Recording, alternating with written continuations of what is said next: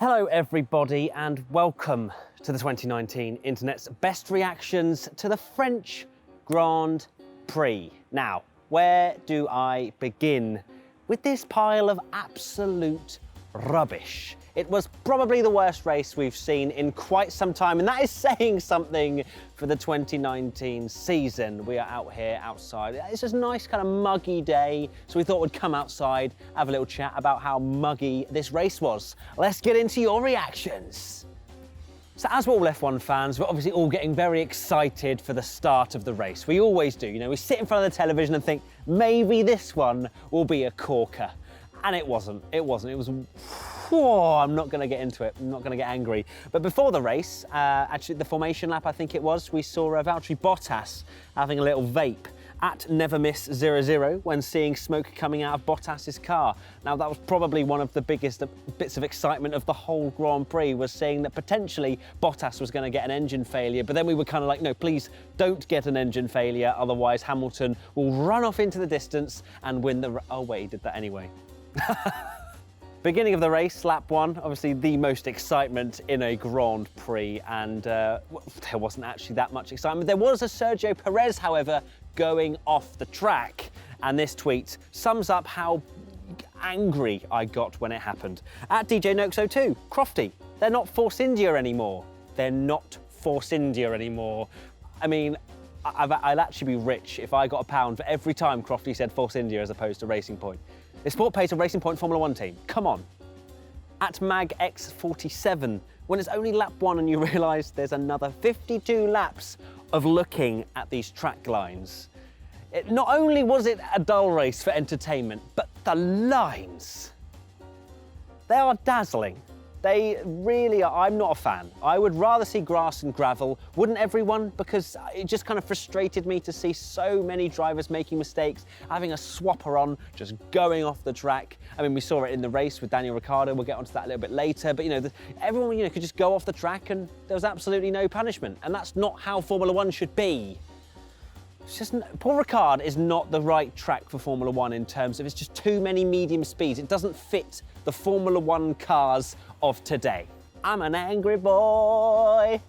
So we had Bottas's worry with the smoky engine. We also had a Verstappen worry at Saya Miftzel, that Verstappen radio, when he was having lag. Now, I don't know about anyone else, you know, sim racers out there, gamers, when Max Verstappen, who is an avid sim racer himself, if he says he has lag, I only immediately think about connection issues. I don't know if that's just me, but that's just the gamer in me that kind of assumes that. Obviously Verstappen reported this, didn't really come to too much, and he had another solid result, as he always does in that Red Bull. Pierre Gasly, do I get onto him?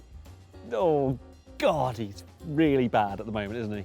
Now Ferrari came over to Charles Leclerc, and every time there's a team radio, we always, well, I worry just that tiny bit. You know, what are they going to do? What strategy are they going to put him on? Are they going to make him pit in 140 laps? At Trot Emma 1, Ferrari, Plan A. Plan A. Oh, exactly. That was my exact reaction when I heard that Ferrari was going to be in Plan A. Oh my God, it's going to be on point. And the strategy was all right, so Charles didn't get screwed over. Yes! Now, we found out a little bit later on in the race that Sergio Perez got a penalty for going off the track, going round the bollard as the FIA suggested, but gained 2 positions and therefore got a penalty. At Kieran_Shaker, Perez to the stewards after the race. This gift's perfect for the situation. Now, I know a lot of people are like, well, he followed the rules. FIA said, you know, if you go off the track, you go around here and you rejoin. Yes, but he left the track, made his own circuit and gained 2 positions. That going round the bollard is for the race. You know, if you just go off, make a mistake and nothing changes, no position changes, that is the way to go round. Not lap one when everyone's kind of clustered together and it's a lot slower. Yes, the FIA should maybe have made it a bit longer so that it couldn't happen that way, but I don't really know what people, you know, there's no leg to stand on with Perez and his penalty. Deserved. Now, obviously, with Sergio Perez getting that penalty, it caused an extravaganza on social media where everyone was going, oh, well, FIA, you know, 5-second penalties, dishing them out like it's cash money. At Robert_Rossman, the FIA trying to figure out if someone gets a 5-second penalty. It's not that bad, okay? It's just because Vettel got a 5-second penalty, which was very much 50-50, 60-40, however you want to see it. Perez's was stonewall, as was Daniel Ricciardo's. I don't really know what... He went off the track twice, got 2 5-second penalties. I know it's a shame for racing and blah, blah, blah, blah, blah, but it's literally the rules. Vettel's was a little bit more sketchy because he made a mistake. Yeah. Let's not discuss it too much because I'm going to get roasted in the comments otherwise. Now, would it be a Grand Prix, a boring Grand Prix at that, where Hamilton is out in front, 10 whatever seconds ahead, and then he comes on the team radio and reports a problem? At Jamie Carty 1903, every time Hamilton reports a problem, but you know he'll still comfortably win. Every time. He gives us hope. I'm not saying, oh, please conk out, although please, because he's now 76 points ahead of Vettel, which is 3 race wins and 1 fastest lap. That is outrageous. We're only 8 races in? That's ridiculous. He's a 6-time world champion already. Bottas didn't turn up. Anyway, back to this. You just think maybe Hamilton might have an issue. Maybe it'll put Bottas in reach of him to have some sort of battle for the lead. Nah, nada. Oh, my seat broke. Fastest lap. Oh, I've got blistering on my tyres. Fastest lap. It was I don't know if the FIA or whoever put up the team radios decided that just for the memes, but every time he complained, the next lap was the fastest lap. Following on from Hamilton giving us some excitement, you know, oh, I've got a problem. Also, that top left graphic, yellow flag, double yellow flags. We're thinking, oh, it's going to be a car upside down. Hulkenberg's going to be hanging like a cow again. But no, it's just yellow flag, double yellow flag, triple yellow flag, you get the picture. And yet it goes to green straight away. What miracles are the stewards? Are the marshals working to make a double yellow into a green after 2 seconds? At Dennis QS, yellow flag, finally something is happening. And it's gone. God, so angry. Social media team championship time now for the French Grand Prix. Now, there wasn't a huge amount of banter. I think everyone was very upset with the Grand Prix itself. However, we do have 3 submissions and we do have 3 very worthy points winners. Let's get into the top 3. In 3rd place, we have McLaren F1 team replying to Renault Formula 1 team. Daniel is also hard at work, now up to P10 behind the 2 McLaren F1s, and McLaren used a very good GIF. Simple. You use a good GIF, you maybe get into Social Media Team Championship. 1 point. In 2nd place, we have Mercedes AMG F1 team. Now, Karan Chandok posted a very cute video of his baby enjoying a lot of James's quotes, get in there Lewis, etc. And then Mercedes actually filmed a video with James and put loads of quotes in there for Karan's baby. So, very cute video, and I think it deserves some points. 2 points. And finally, the winners of the Social Media Team Championship are Sport Pacer Racing Point Formula 1 team. We have a t-shirt actually, which was quite a long time ago with Butt Groper. This one, sorry Pierre, Gaz Groper.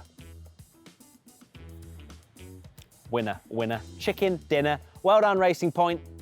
It's good banter. It's immature banter and I love it. 3 points.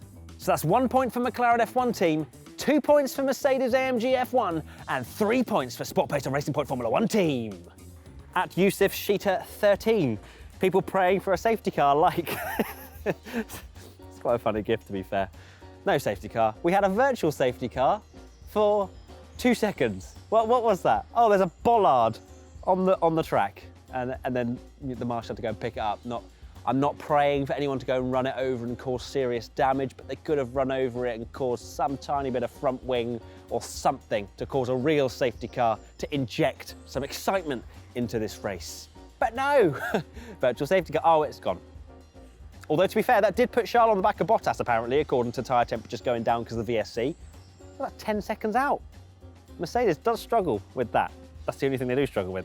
They've won every race this season. I love how I've got kind of themes of, you know, would it be a boring race if Hamilton didn't complain? Would it be a Formula 1 race if Grosjean didn't complain? At Adam Foskett 2, Grosjean getting overtaken and incoming radio complaining about it. I don't know what he really could have done. Why was he complaining? Ricciardo had like 2 centimetres with 4 wheels off the... He's not even racing him. Grosjean just... it's like the boy that cried wolf. He just complains everything, and then sometimes he was right. Okay, maybe he was right with Ricciardo, but just stop complaining, man. It's really not doing your reputation any good. And I'm gonna have to take him out my fantasy team. Honestly, Magnussen is trouncing him this season. Wow. See, these tweets kind of highlight exactly how many highlights there were in this race. Hardly any. At @A_her_O. Daniel, the drink is not connected. Gimme. Yeah. Yeah, that's. I saw a lot of memes for the Kimmy, I know the feeling with a new first time and all that stuff. And yeah, that is making it into IBR, the fact that Daniel's drink isn't connected. Are you guys feeling the same way I am? Please let me know in the comment section below if you are as sad and disappointed and tired of what Formula One is right now. Please do let me know. I want to feel like people are with me. Back to Hamilton. At David Orgoven24, Hamilton complaining about tyres blistering. I'd like to see what actually broke in Hamilton's car's seat, because I didn't actually see, I haven't seen any pictures. I'm sure a lot of you will be messaging right now saying, this is the picture, oh my God, I can't believe you've seen it. You're not a real Formula One fan. Is anyone a real Formula One fan right now? Is anyone sitting there for 70 odd laps watching every second without going on their phone? I was on my phone for probably 60 laps. That is horrible to say, but it's true. It was dreadful. I'm doing a Grosjean today. I'm complaining a lot, but there is nothing good to talk about apart from the last lap, which we'll get onto. At Bajokarud, Ferrari goes to plan F. Real footage, actually. I love a good typo, as you know. Real footage of the Ferrari strategist. Now, when I first heard it, I was like, wow, literally like plan A, B, C, D, E, F. Plan 6 of however many they have, but turns out it was just plan fastest lap. Whereas Charles was on plan A. Who would have thought it? Charles plan A, Vettel plan F. Now, a sad occasion was maybe 10 laps from the end when Lando was driving. He was having a great race just behind his teammate Carlos, and then he started to lose hydraulics in the car, which was just causing him to have a lot of issues. At Tom the Mad Hatter, Landonoris' car starting to just crumble from under him. Now, one of the things that he had, one of the symptoms, was heavier steering. And as a lot of you will know, he tried out our 100% force feedback challenge from the F1 game, but on iRacing, I think it was, or R-Factor, on one of his streams. So we actually prepared him. WTF1 prepared him for the issues that he had. You're welcome, although it didn't pay off too well because of Ricciardo. Now, I mentioned earlier about the virtual safety car. At Adam Reed UFC. So simple, yet so great. I mean, if you're not British, you probably don't know the show Pointless, but great gif. At Paul Challoner, who actually came to our virtual GP, shout out to you, Paul. Amazing four-way fight for 7th on the final lap. TV director cuts to Bottas versus Leclerc with no overtakes. Now, I was kind of torn because I saw the gap coming down and I was like, Charles going to get Bottas for 2nd, and yet there was a four-way battle in the midfield. I was kind of like, I wanted to see both.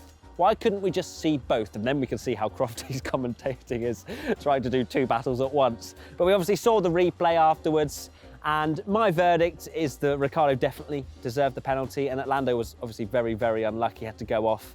I mean, especially the second one. I don't know how anyone's arguing Daniel literally driving onto what is known as off the track. It's past the white line. But then that's where the grass should be. That's where gravel should be. That's where a big curb should be, as I think Sky was saying as well.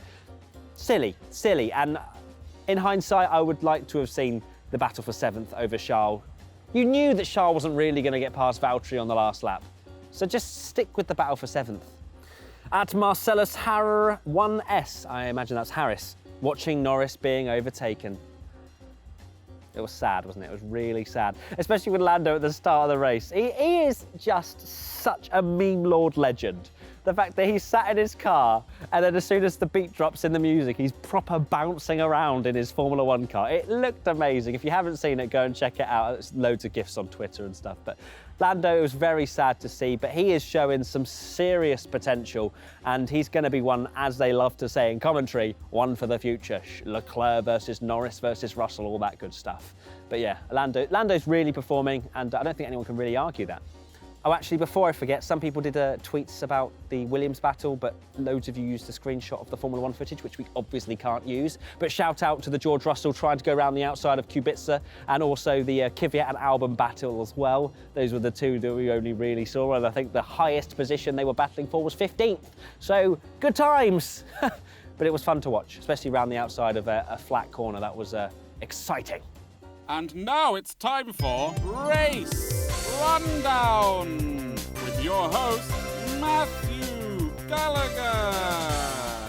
Now, I've got the race rundown graphic for Formula 1, which is the great one that I can read. However, Ricciardo is going to be wrong. Just so you know, Ricciardo should be in 11th, but I'm going to read him out as 7th because this is the classification as they go over the line. Okay, cool. All right, nice. Let's get into this. The finishers of the French Grand Prix is... Hamilton, Bottas, Leclerc, Verstappen, Vettel. Hamilton, Bottas, Leclerc, Vettel.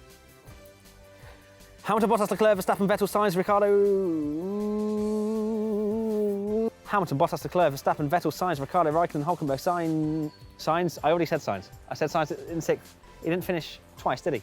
Hamilton, Bottas, Leclerc, Verstappen, Vettel, Sainz, Ricciardo, Raikkonen, Hülkenberg, Norris, Gasly, Perez, Stroll, Kvyat, Albon, Giovinazzi, Magnussen, Kubica, Russell. Hamilton, Bottas, Leclerc, Verstappen, Vettel, Sainz, Ricciardo, Raikkonen, Hülkenberg, Norris, Gasly, Perez, Stroll, Kvyat, Albon, Giovinazzi, Magnussen, Kubica, Russell. I don't care. That's fine. We're done. Good. And the non-finishers were Grosjean, Chicken Grosjean, Grosjean. And that is it for the internet's best reaction to the French Grand Prix. I am very sad indeed. Are you sad as well? Let me know in the comment section below. Does Formula 1 need changing? How does it need changing? Is it the tracks? Is it the teams? Is it the cars? What is it? I want to hear your opinions in the comment section below. If you want to get involved next time, use the hashtag WTF1 on social media, and I will choose the very best that there is to offer. I am Matt with WTF1, and we'll see you next time in only a few days' time for the Austrian Grand Prix. Goodbye.